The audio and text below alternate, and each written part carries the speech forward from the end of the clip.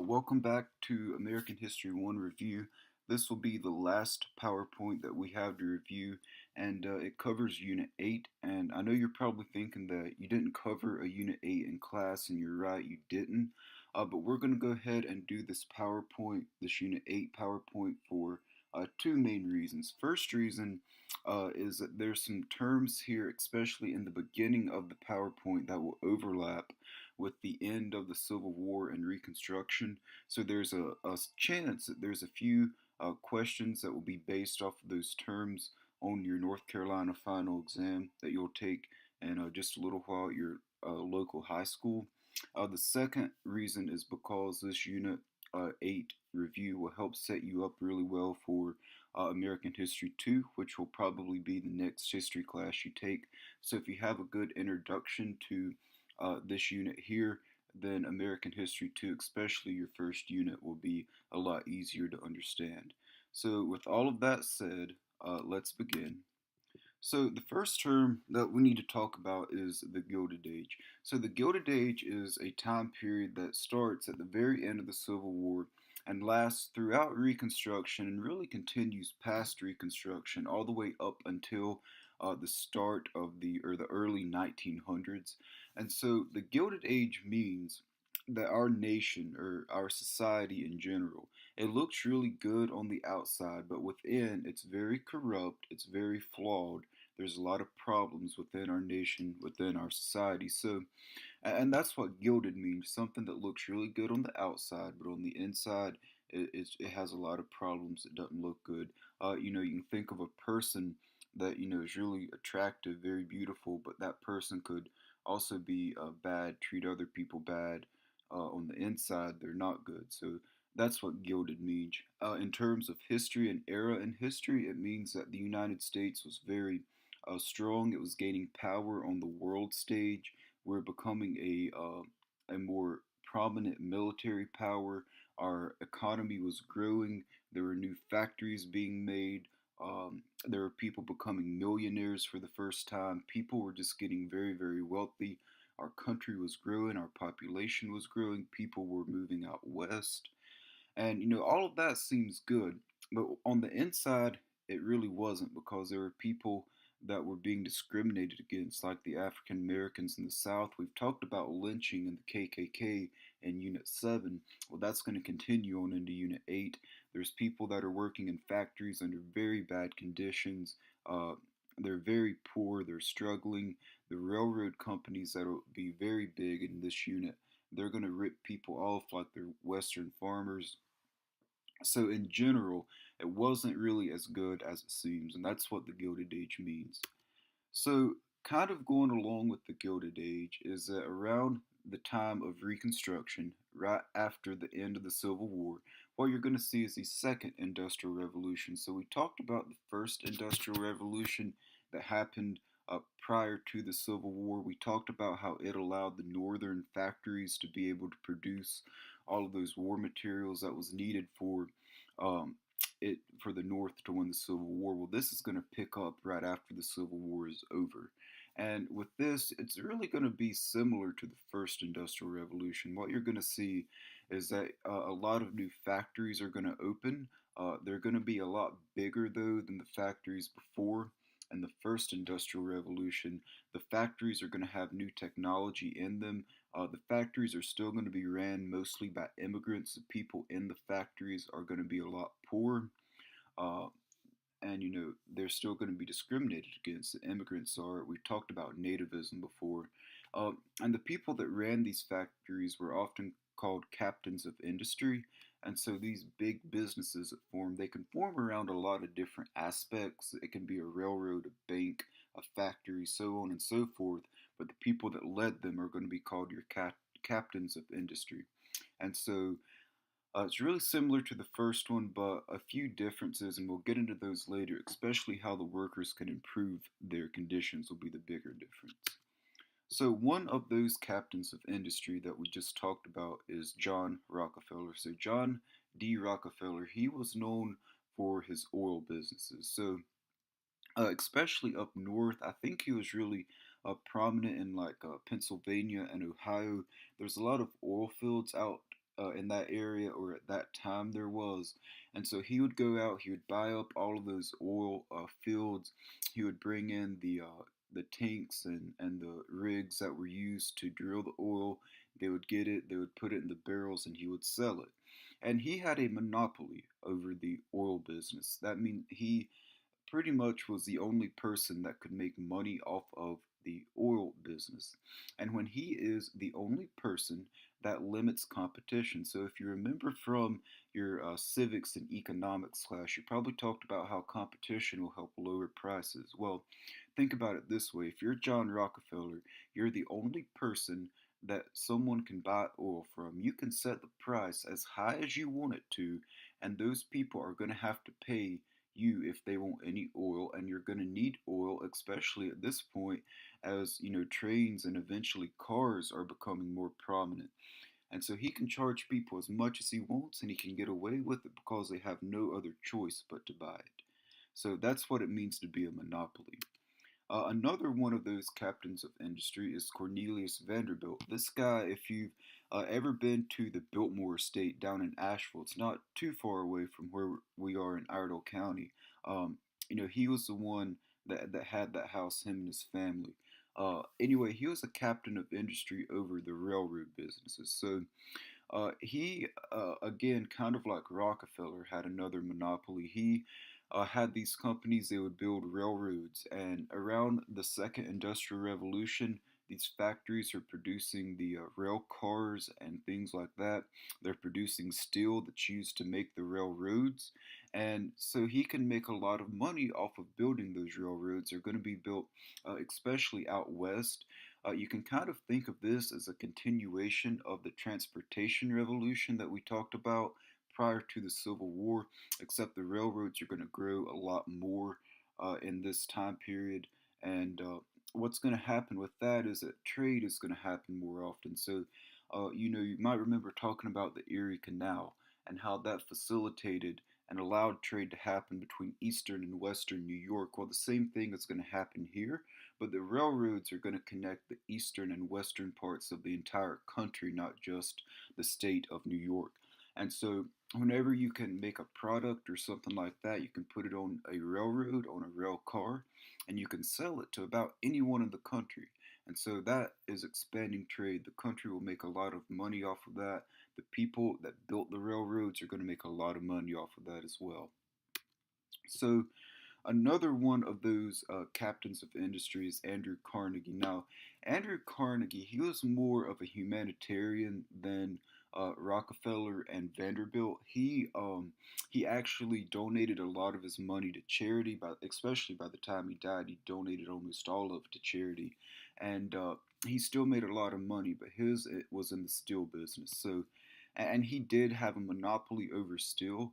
Uh, but the monopoly that he had is where he controlled all parts of the steel production process. They call that vertical integration. You don't need to know that, but he controlled everything from the moment the steel was made, or from the time the steel was first made to when it was finished and sold. He controlled all of that.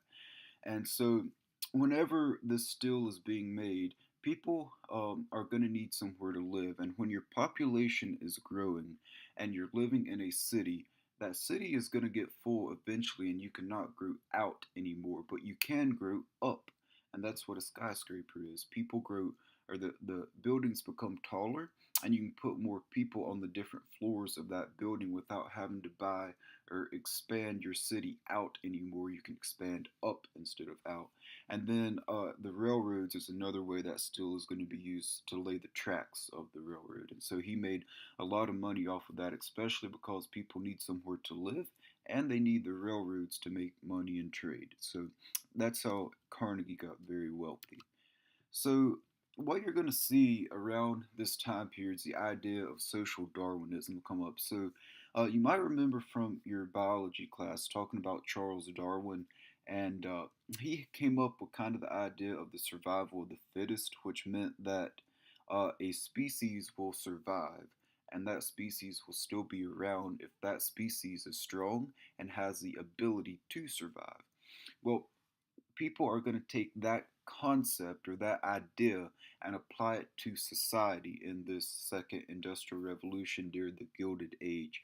And so, what people are going to say is that, well, if you are a poor person, then that means you're a weaker person. You don't have what it takes to survive, while these wealthy people have the ability to survive because they are naturally stronger, they are smarter, and they just manage their money better.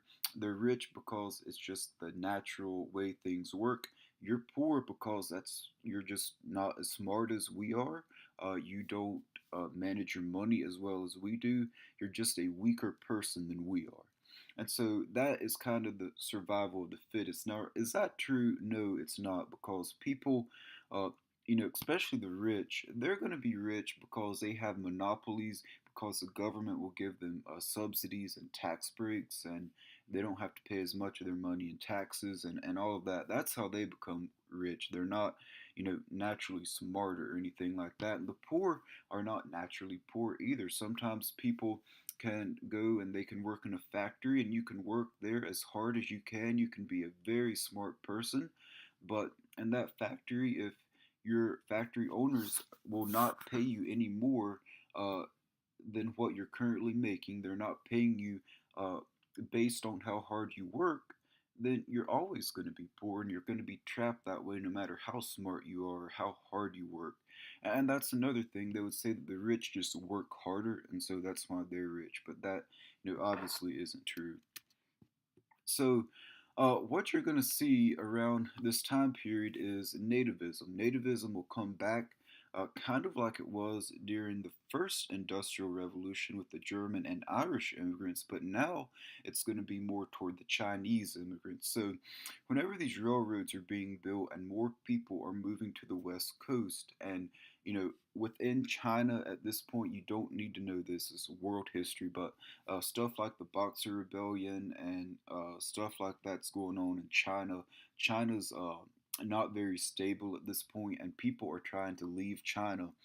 And with the boats that have been built that are more advanced, they can get those people all the way from China to the west coast of the United States. And because there's more people out on the west coast of the United States because of railroads, more people, there's more cities, there's more jobs. And so the Chinese would try to come in and do that. In fact, a lot of the people that build the first transcontinental railroad are going to be Chinese people that have immigrated to the United States. Well, what's going to happen is that people are going to view the Chinese, they're culturally different. They don't have the same culture as typical white Americans within the United States. And they also, are going to work on the railroads. People are going to use kind of the age old tactic against immigrants, say, well, they're stealing our jobs. Even though many white Americans would not work on the railroad anyway because it was very, very hard work, and the Chinese would do it, and they would do it because, as we've talked about, they were desperate and they needed the money, and their conditions in China were not very good. Eventually, that nativism will reach a peak with the Chinese Exclusion Act, and the United States will completely ban any Chinese immigrants from coming into the United States. Very a big nativist law, very big example of nativism here, but it did happen in the late 1800s. So, we've kind of talked about in the beginning how the Gilded Age was more corrupt than it looked on the outside, and a good example of that is with Boss Tweed. Boss Tweed ran what's known as a political machine up in New York City, and a political machine is just a really shady underground organization to help a particular political party get votes. They might go out to these poor immigrants and say, well, if you vote for the Democratic Party, we're going to pay you some money. And so that's just an example of what Boss Tweed would do. And people are going to find out about that and see how corrupt of a practice that is. And people are going to try to reform it. At this point, the federal government is not doing much to reform kind of the corrupt practices. That'll happen later on in the progressive era.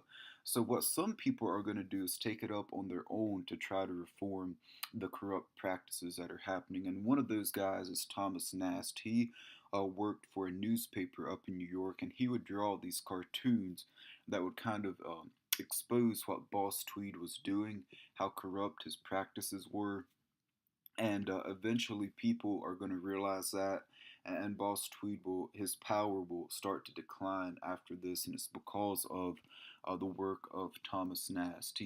One person was able to bring down pretty much the entire political machine of Boss Tweed. So that's a really great example of someone using their power for good. Um, so we've talked about corruption with Boss Tweed. Well, another example of corruption is going to be the Credit Mobilier scandal. And so this scandal is going to happen in the late 1800s under, I believe it's Ulysses Grant, his presidency. Well, this event will not really impact the president. It'll be more so with the congressman. So we've talked about how uh, around this time period, railroads are expanding. Here's an example of one. They're building railroads all over the nation, especially in the western part of the country. And so, what's going to happen is that some of these railroads are going to need approval by Congress. A lot of them do, in fact. But what's going to happen is these people or these lobbyists. A lobbyist is someone that works on behalf of of a company to promote that company. And so these lobbyists are going to go to Congress and they're going to bribe the congressman. They're going to pay the congressman some money, and when those congressmen get paid, they're going to allow these railroad companies to overcharge uh, how much it costs to put stuff on these rail cards. So if you have something that you want to ship, you have to put it on these rail cards. Well, the the company would charge insanely high prices, and Congress would let them get away with it because they were bribed, and they would also take taxpayer money. Congress would basically give these railroad companies free land and free money to do what they wanted, and they did that in part because they were bribed under the Credit Mobilier scandal, and it got out and people were angry about it, but at this point, there's really not going to be much reform till the progressive era, and you'll talk about that in American history too. So, there is one example of reform during the Gilded Age that happens. Most of it, though, is going to happen in the progressive era, which is the early 1900s up into the 1910s. Uh, but that one example during the Gilded Age is the Pendleton Act. So you probably remember the spoil system. Well, that happened under Andrew Jackson that we reviewed earlier. And the spoil system is where you give people a job based off of their support of you. So you don't interview people and look for someone that is qualified for that job. You're just going to interview that person and say, well, do you support me or not? And if they say yes, well, they're going to get the job. Well, that is really not going to work out for too long because uh, there's going to be one guy that wants a job under President Garfield. Uh, Garfield is not an important president. Just by the way, you don't really need to know anything about him except that he was shot. And he was shot because some guy was upset that he didn't get a job. And it was all because of the spoil system. Garfield was giving out jobs uh, under the spoil system for people that support him. One guy's going to be upset about that. He'll get shot. And when he gets shot and killed over it, people are going to think, well, we might ought to do something to fix that. And the response will be the Pendleton Act. The spoil system kind of goes away after this, and people are going to have to start earning their jobs based off of their qualifications and how competent they are to do that job, not just whether or not they support you. And Garfield's vice president Chester Arthur will be the one that pushes for that after Garfield was killed. So you're going to start to see around this time period, the factories are growing. Like in the background here, they're becoming bigger, but the conditions have not improved. They've not improved even from when we first started talking about the first industrial revolution, all the way back in, Unit 5 or 6. Well, people are going to start to, the workers in those factories are going to start to realize that they are not getting a very fair deal here.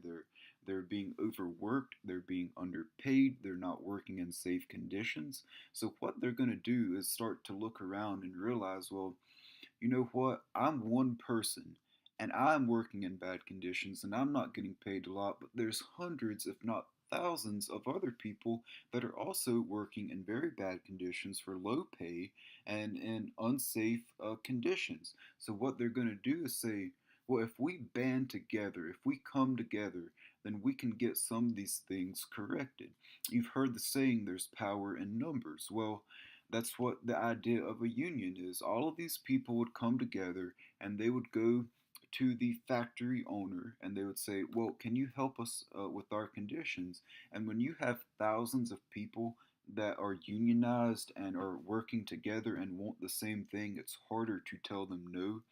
The unions are going to struggle later on, excuse me, early on, because people are going to view them as sort of a radical movement. But over time, unions will start to be more successful.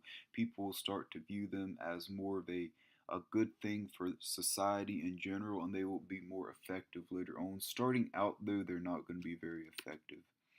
And something that the unions are kind of fighting against are practices that the factory owners would do that would hurt the workers in that factory. So, two examples of that are yellow dog contracts and blacklisting. So, this is really going to be used to restrict union power. If you get blacklisted, you've probably heard of blacklisting before. You're going to be put on a list, and people are not going to hire you to work in your factory later on. Well, think about how that would impact people. Well, if you cannot work at all in a factory and you're an unskilled immigrant, unskilled just means you don't have a formal education. About all you can do is work in a factory, and they're blacklisting you from working in a factory. Then what are you going to do to provide for yourself, provide for your family? Well, there's not much you can do, and so the factory owners would use that as leverage to try and make sure that the factory workers are going to be kept in their place. And that was the goal of this. They don't want the factory workers to challenge um, the authority or the power between the factory owner and the worker. So yellow dog contract is another thing where they say, well, if we're not even going to hire you if unless you promise that you're not going to join a union. And so these people would go to work under this yellow dog contract and they would not join a union even though their conditions were bad. They needed to be in a union to improve their conditions. Well, they cannot violate that agreement or they're going to be fired and they're going to be blacklisted.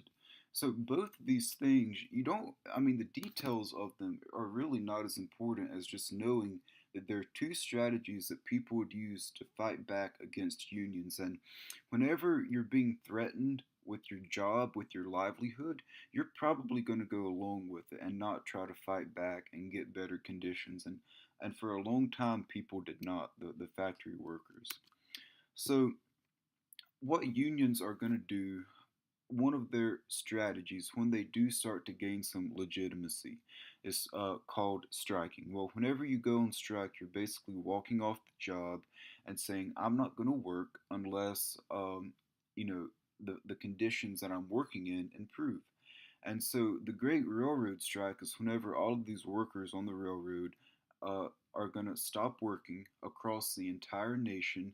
The railroads are going to come to a halt. The rail cars, the trains, they're all going to come to a halt. Trade in the United States, we've talked about how important railroads are for trade. Trade will come to a halt. The economy of the United States will suffer. And these workers are going to be violent. They're going to set things on fire like they are in the picture here. And so they're not only stopping trade, and they can stop trade just by saying, I'm not going to work. They also stop trade even more by burning the rail cars that are trading stuff. And so what's going to happen is that the federal government is going to have to intervene and put down this strike. And the federal government is going to intervene on behalf of the business owners. That's really important to know here. The federal government will intervene on behalf of the factories and, or excuse me, the business owners, the railroad company, not on behalf of workers. And that's going to be a trend. The federal government will more often than not side with companies and all of these railroad companies over the workers, over the factory workers as well. And so that'll hurt union power because people say, they'll look at this and say, well, you're acting, immature. You're setting stuff on fire. You're hurting our economy.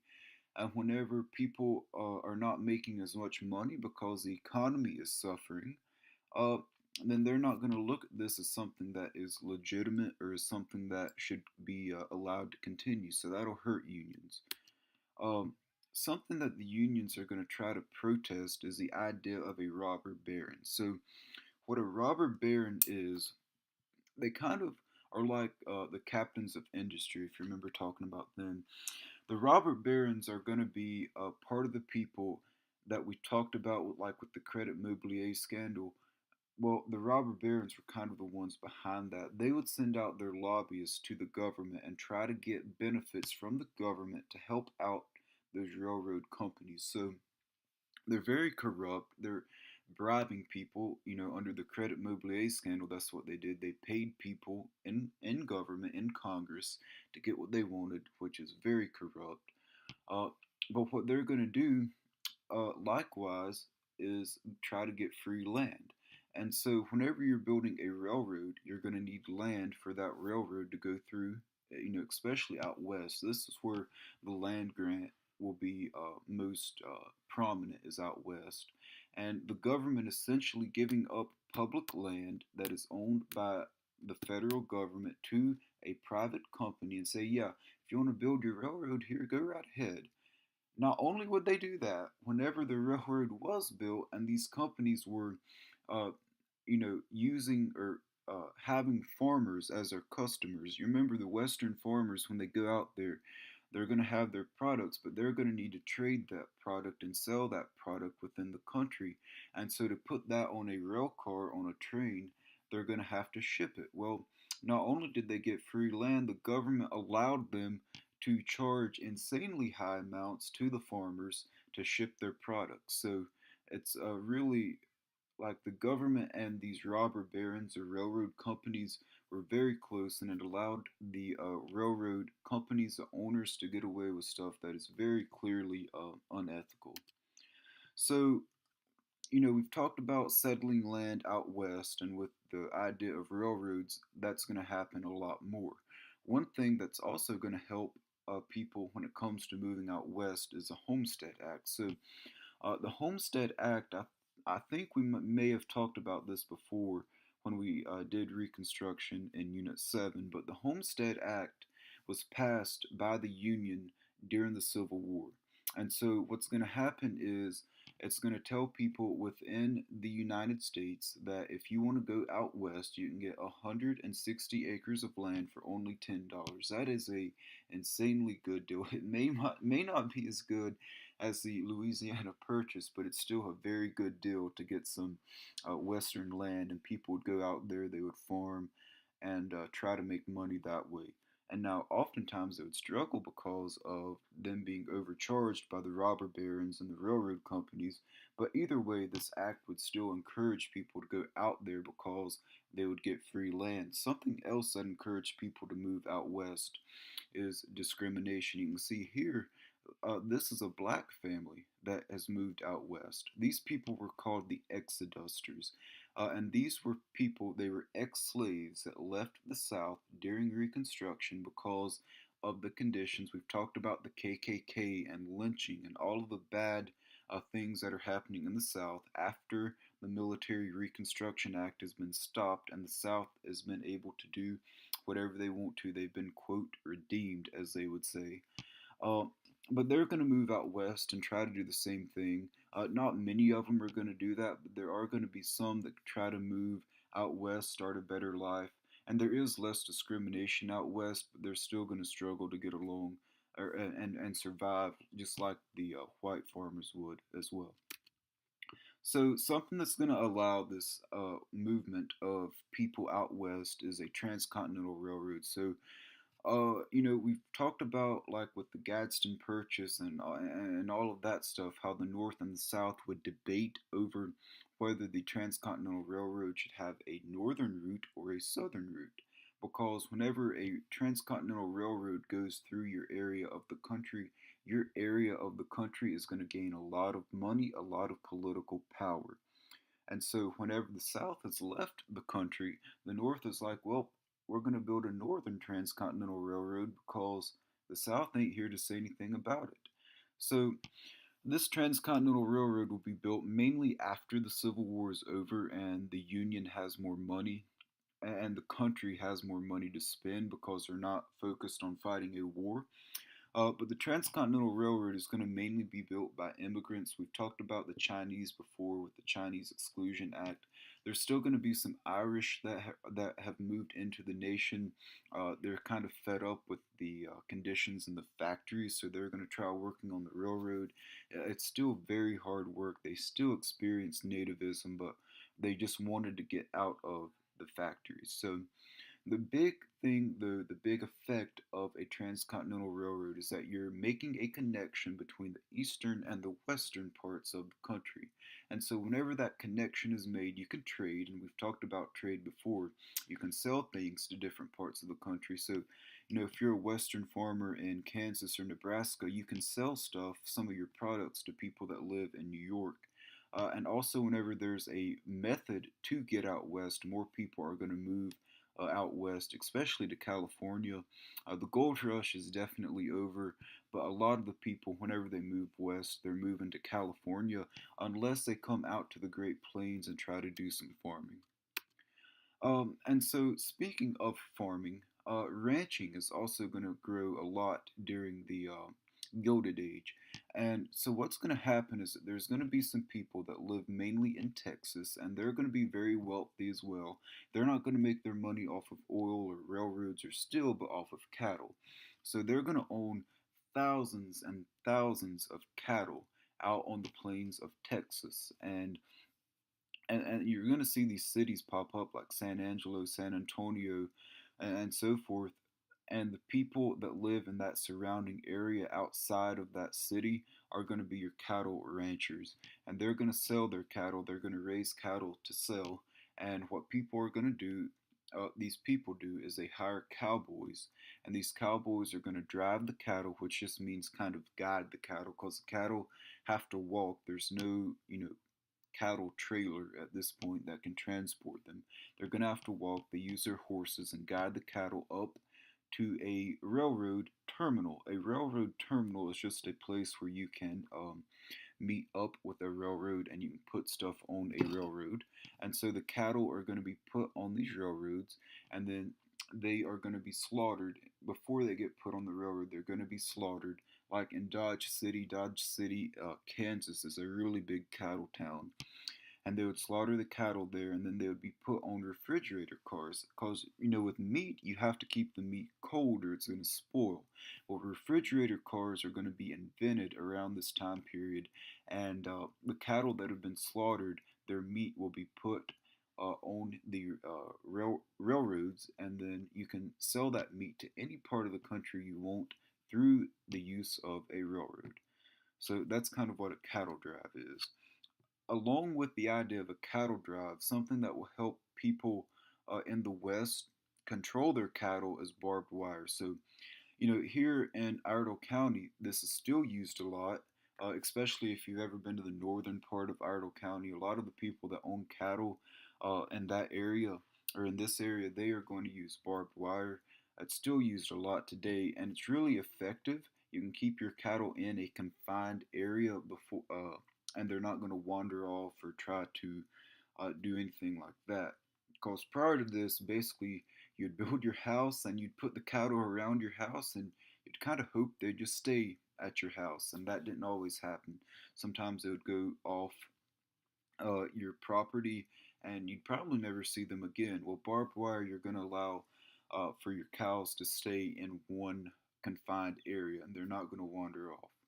But this is going to lead to a lot of fighting in the western part of the country between these cattle ranchers because whenever the cattle were not in a confined area, the land property wise, it was kind of blurred. You really didn't have a set area that your cattle had to stay in. Well, with this, whenever you see a fence, someone will look at that and say, Well, that is whoever's land. There's nothing that I can do about it. It's clearly his land. Well, if that fence was not there, where is the border between someone's land and someone else's land? There really isn't one. It's kind of blurred.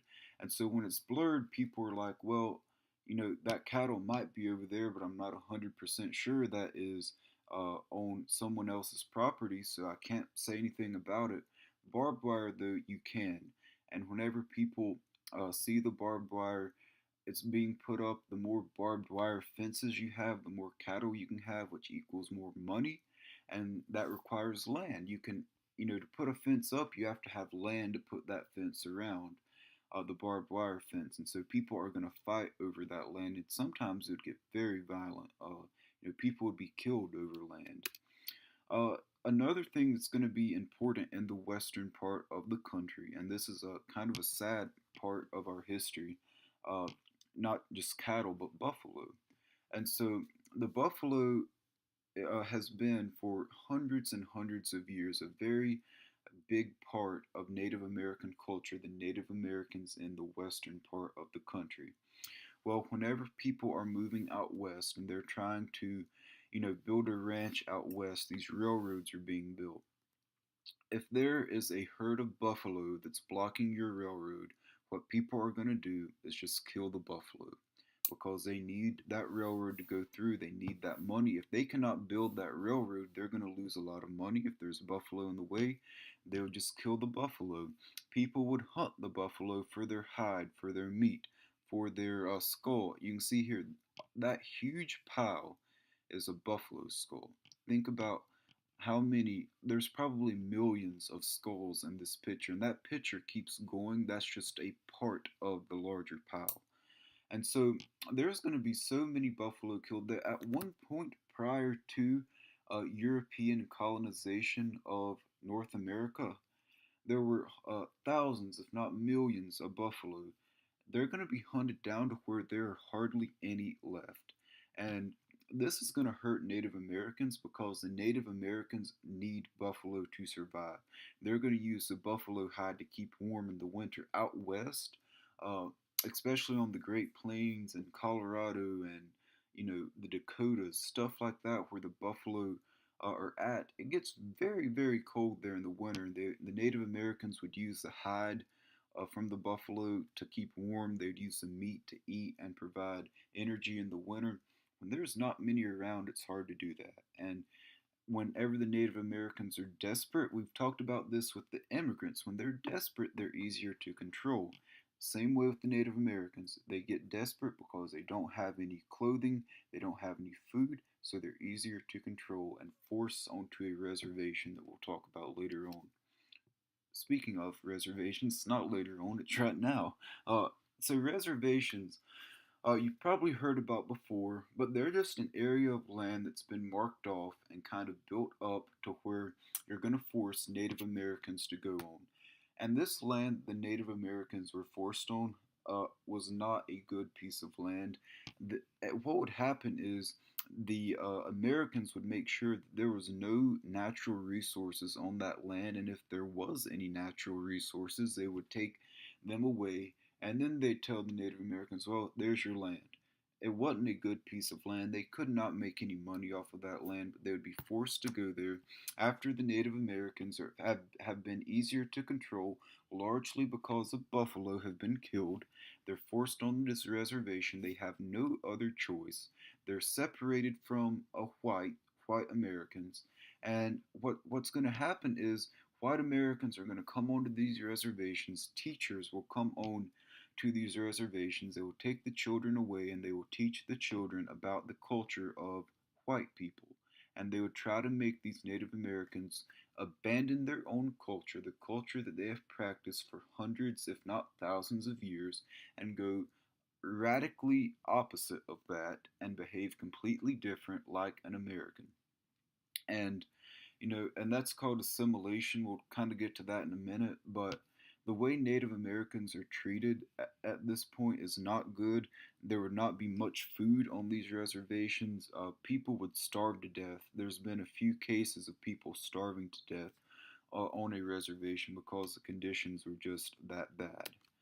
So, what's going to happen though is that Native Americans are going to try to resist their bad conditions. They're going to resist their control the best they can. Oftentimes, they are not successful when they try to put up some resistance. Well, in this case, they will be the Battle of Little Bighorn. So, the Battle of Little Bighorn is going to happen between a guy or a native, or excuse me, an American general named George Custer, and he's going to raise an army to try and go fight a group of Native Americans that have been trying to resist the reservation system, trying to resist the fact that their buffalo have been killed. They're just trying to stop their bad treatment in general. Well, what's going to happen is Custer is going to be very, very arrogant. He goes up to fight these Native Americans, and the Native Americans, there's a lot more of them, and they're a lot more prepared than he thinks they are. And so, what's going to happen at this battle is that the Native Americans are going to kill every single one of General Custer's troops. Not a single person survives, including Custer himself. Custer will be killed by Native Americans. There are no American survivors from the Battle of Little Bighorn. It was an overwhelming victory for the Native Americans, although it did not last for long. Why did it not last for long? Well, the Americans are going to be upset that the Native Americans were, understandably resisting their bad treatment. And whenever the Native Americans have killed all of the American soldiers, the federal government, the American government, is going to be so upset they're going to vigorously hunt down the Native Americans. They're not going to go easy on the Native Americans at all. And the federal government will be more focused on putting down Native American resistance for good. So, one of those examples of where they put down Native American resistance is with Chief Joseph and the Nez Perce Indians. And so, what's going to happen is they're going to start out in Oregon. These Native Americans, what he's trying to do, what Chief Joseph is, he knows that they're not going to be able to effectively fight back against the American soldiers. So, what he's going to do is try to get them to Canada. When they get to Canada, they can try and cross over the border, and the you know federal soldiers have no authority in Canada, so they would theoretically be safe. But what's going to happen is that they're going to be hunted down. He's going to lead them for a long ways. This line here is where he led them. It was over 1,500 miles. But he's going to be stopped right before he got to the Canadian border, where the line stops right here. He is not far from the Canadian border, but he's going to be stopped when he sees the American soldiers show up. He's not even going to put up a fight. He just goes out, he surrenders, and he says, "I will fight no more forever." This really was the last Native American resistance to the conditions that they've been subjected to, the land that has been stolen from them by the American government. And this saying here, it is extremely famous. It's very, haunting if you think of it, because he's basically saying, you know what? We fought you for hundreds of years. We're not going to win. I realize that. You can do what you want to us now because I'm not going to fight back anymore.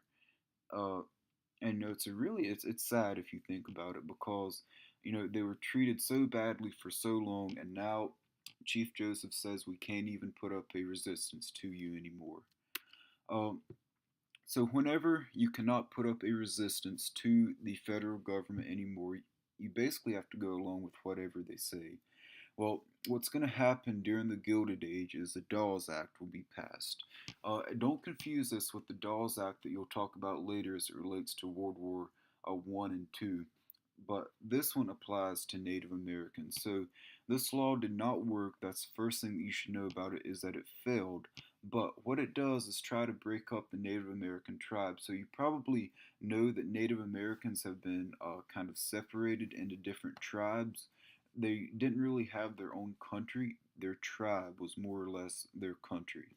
And so, what they're going to try to do is break up those tribes. And another thing is that the tribes would stay together. There'd be a big, big group of tribes, and they would try to separate them up into like a family unit, like and American society back then and still true today, you don't have 3 or 400 people kind of all living in the same area under a tribe. So this will break them up, and then it's going to give them 160 acres of land. That should say land, not lead. But they're going to give them 160 acres of land. And what they're going to do is give them the land, try to get them to farm the land, and try to do some sort of grain farming or having cattle or something like that. They're also going to try to get them to assimilate into American culture. They're going to try to get them to dress like Americans, to act like Americans, to practice Christianity. All of that is a way to get them to assimilate. It's not going to work out because the Native Americans are not going to want to give up their tribal identity, and so they're going to resist this, and it will not work out. So what's going to happen, after people like Chief Joseph have decided they're not going to put up any more resistance, is that they Native Americans are going to be forced onto these reservations. They're not going to have any choice. Because what Chief Joseph, I forgot to mention this, but he had left the reservation because the conditions on them were so bad. He did not like those conditions, understandably so. But after he surrenders, after the rest of the Native Americans surrender, they have no choice but to go onto these reservations. Well, at the Wounded Knee Massacre, it's a reservation in the Dakotas, I believe, in either North or South Dakota. And what the Native Americans are going to do on these reservations is something called a ghost dance. A ghost dance is really a Native American cultural kind of identity. They would try to do that.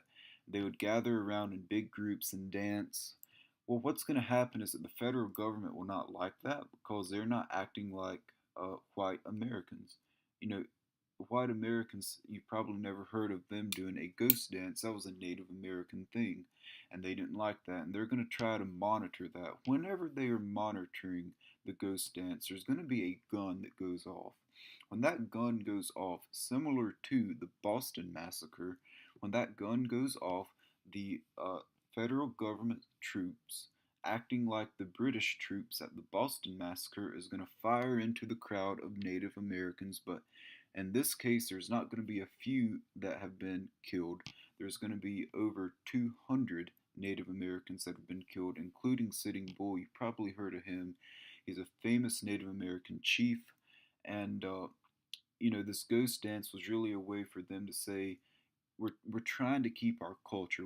And that was a resistance to them. Even though they were on the reservations, that was a form of passive resistance. They were not fighting them, but they were just trying to show that they were still trying to keep their culture. They're not even going to try to do that after this, and understandably so. When hundreds of your people are killed for doing it, they're probably going to give that up. So the last term we need to talk about in this Unit 8 PowerPoint is the idea of a frontier thesis. So there's going to be a guy, he's going to write this idea down in a book. And what the frontier thesis says is that the western part of the country, basically anywhere west of the Mississippi River, is sort of like a safety valve. What a safety valve is that if you live in the eastern part of the country and you are completely fed up, the conditions there are bad, and you may have failed in life, your business may have failed, anything like that. You may have been married and you got divorced and you're just kind of fed up. What people would do is just move out west and try to start a new life. This is similar to the very early, remember, all the way back to the Pilgrims and the Puritans up in New England. They were fed up with the conditions in England and the way they were persecuted. They tried to start a new life in Massachusetts, in Plymouth. Well, same idea here. People would try to start a new life in the western part of the country. Well, the western frontier is going to be closed. When the western frontier is closed, that means that there's no area of the western part of the country that hasn't been settled. People would move into the parts of the nation that were not settled. But whenever in the late 1800s that this area of land has been completely settled, there's nowhere else they can move to. So when that idea has been closed, people are going to have to turn to other ways to kind of put up with their problems, if you will, or try to deal with or cope with their problems would be a better word. And they're going to turn to stuff uh, like drinking and every form of bad illegal stuff you've probably heard of. They're going to try to do that because they can't move out west anymore, and that's going to hurt, especially during the Gilded Age. Whenever we talked about all those problems that are happening in our society, people cannot just move out west anymore. They're going to have to put up with them, or they can try to reform them. They can put up with them through, bad stuff like alcohol or whatever. They can also try to reform them. Some people will try to reform society, and because they can't move out west, so they're like, well, we can't just run away from our problems. Let's try to correct our problems, and that will happen during the progressive era. People will start to look at all of the bad things that have happened in the Gilded Age, the bad conditions for factory workers and nativism, the continued discrimination in the South, and they're going to say, well, we can't just move out west and ignore our problems. Let's fix them at home. So that is the end, the official end of American History One review. Thank you for sticking with me and getting through this. I know that it was a lot, but this should prepare you very, very well for your North Carolina final exam. I'll just say to go back, through the notes that you've wrote down through Unit 1 through 8. If there's anything that you feel weak on, just review that area of content, study up on that. Go take your final exam. I'm sure that you'll do just fine on it. You've been very well prepared for it. And before you can do that, though, you need to take the Unit 8 review quiz, use your notes, and go ahead and do that.